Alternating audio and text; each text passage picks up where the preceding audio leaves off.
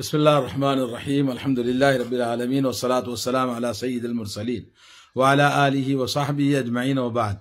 دوستو، ایک قاعدہ ہے عبادت اور عادت۔ عبادت کے معنی ہوتے ہیں کہ جیسے دین کا قانون ہے، جیسے سنت ہے، جیسے اللہ کا حکم ہے، بالکل بعینہ ویسے ہی ادا کر دینا، یہ عبادت کہلاتا ہے۔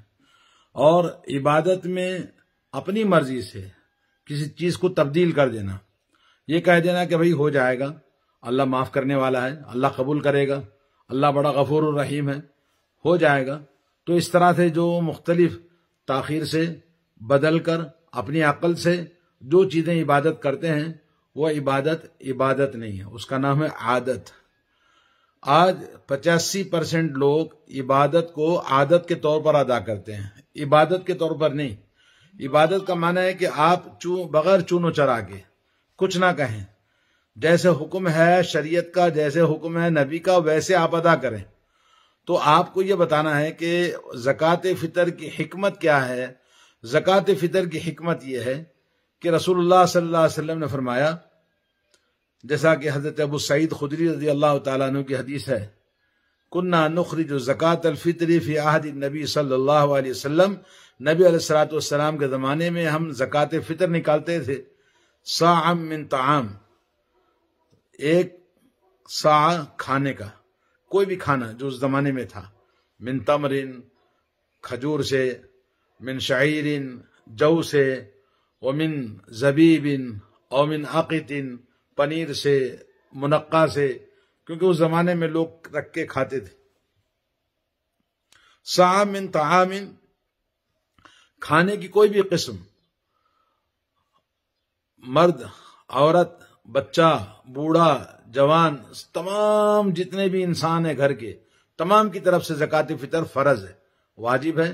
اس کا نکالنا ہر مسلمان کے لیے، حتیٰ کہ پیٹ کے بچے کے لیے۔ حکمت کیا ہے کہ زکوٰۃ فطر دو باتیں اللہ کے نبی نے بتائی، طہرۃ للصائم، روزے دار کے لیے پاک کرنے والا۔ کوئی بھی روزے دار اپنے آپ کو نہیں کہہ سکتا کہ میں نے 100% روزہ رکھا ہے، کوئی غلطی نہیں کی۔ یقیناً انسان غلطی کرتا ہے، تو غلطی کے اندر رفث یعنی بیہودہ باتیں، واللہو یعنی لہو لعب یعنی بیکار کی باتیں، اور تھوڑا سا کبھی کبھی پیار عشق کی باتیں، سیکس کی باتیں، اس طرح کی باتیں بھی ہو سکتی ہیں۔ تو یہ تمام باتوں کا وہ کفارہ ہے۔ تو دینے والے کو اس بات کا احساس ہونا چاہیے کہ وہ اس بات کا کفارہ ہے، جو اس کے روزے میں غلطی ہوگی، جو نقص رہ گیا، تو یقیناً اس نقص کو پورا کرنے کے لیے اللہ کے نبی نے یہ رکھا ہے۔ اور دوسرا سبب، حکمت یہ ہے کہ طعمۃ للمساکین، مسکین کو کھانا دینا ہے۔ تو مسکین کو کھانا دینے کے لیے اللہ کے نبی کے زمانے میں مسکین لوگ تھے، کپڑے، چپل، چیزیں ان کو ضرورت تھی، پیسے بھی وہاں موجود تھے، مگر اس کے لیے رمضان کا جو فطرانہ ہے وہ صرف اناج اللہ کے نبی نے حکم دیا۔ اناج جو رائج ہے، جیسے آج ہمارے ملک میں چاول ہیں، گندم ہے، آٹا ہے، گیہوں ہے، اور اسی طرح سے کیا کہتے ہیں، جوار ہے، باجرہ ہے، مختلف قسم کے اناج ہیں، ان میں سے کوئی بھی ایک سا۔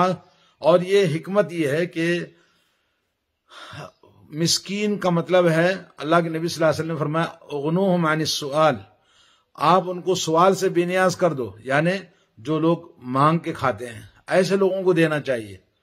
جو پیٹ بھرے لوگ ہیں، جن کے پاس پہلے سے بہت سارا رکھا ہوا ہے، ایسے لوگوں کو بولیں گے ہمیں چاول کی ضرورت نہیں ہے، ہمیں اناج کی ضرورت ہے، ہمیں پیسوں کی ضرورت ہے، ہمیں چپل خریدنا ہے، کپڑے خریدنا ہے، تو ان لوگوں کو نہیں دینا چاہیے۔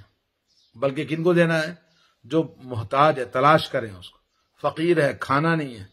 اور وہ آدمی جب آپ دیں گے تو اللہ کے نبی نے فرمایا ان کو خوشی ہوگی، خوشی اس بات کی کہ وہ کھانا اس کو مل گیا، وہ کھانا جو زکوٰۃ فطر کا مال اس کو دیا جاتا ہے، اناج اس کو دیا جاتا ہے، وہ 1 مہینہ، 2 مہینے، 3 مہینے، 5 مہینے، 6 مہینے رکھ کر کھائے، اپنے بچوں کو کھلائے، کوئی حرج نہیں ہے۔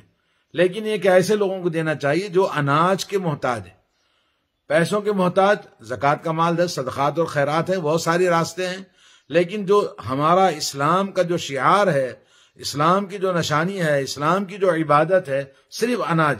پوری دنیا کے مسلمان زکوٰۃ فطر اناج نکالیں گے. وہ بھی کب نکالنا ہے؟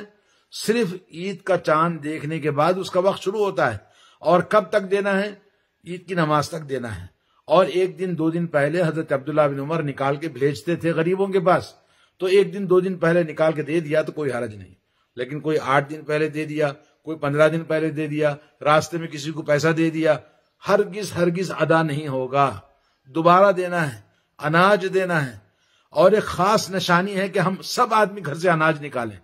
ہر آدمی اپنا اپنا اناج نکال کر لے جا کر غریبوں میں بانٹیں. یہ اسلام کی خاص نشانی حکمت ہے. اس کو اپنی طرف سے اپنی عقل سے بگاڑ کر من مانی کر کے جو دیتے ہیں وہ بالکل ادا نہیں ہوگا، جائز نہیں ہے. پیسے دینا بالکل، اناج دیں، صرف اناج دیں. کتنا؟ 2.5 کلو سے لے کر 3 کلو تک.